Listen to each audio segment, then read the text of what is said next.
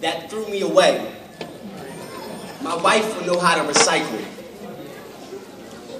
If every awkward moment were born in your smile instead of made in the pauses of your laughter, I'd start every poem like this.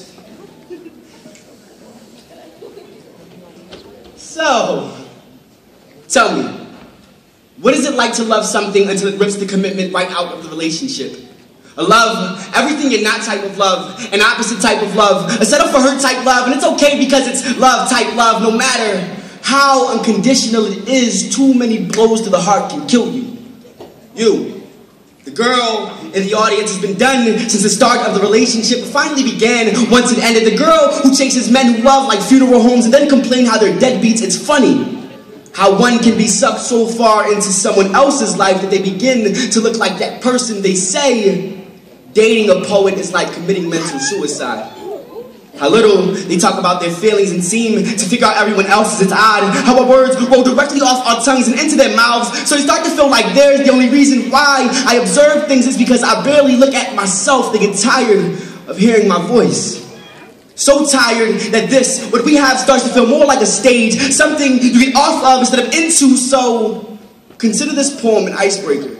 When I feel too afraid to tell you how I feel, when I can't be normal enough to lead into a conversation, for being so selfish that I make awkward moments about me instead of us, for saying things like, I am shackled to the road, and you are way too good for my words, so let them leak directly onto the page I wrote you on, instead of telling you that I'm afraid to let you go. See, this poem is the only conversation starter I know. Sometimes it's a cry for home, a chance for me to straighten out the circles I've been talking in, to remind myself never to stutter when remembering my emotions. I've been beating around the bush so much that I become a rose, nitpicking at my problems. I mean petals, until I am thorn for the people afraid to get close for fear of being cut. And I know I got problems, but I am human enough to be loved, so love me like gold miner, like rose. Find the treasure in between my problems. I mean petals, I mean you know what I mean. Us, this stage I've been standing on, starting to cave in because hearts aren't supposed to be performed on. For my next girlfriend and all of my exes, I wish I could have sucked the awkward silence right off your smile, replace them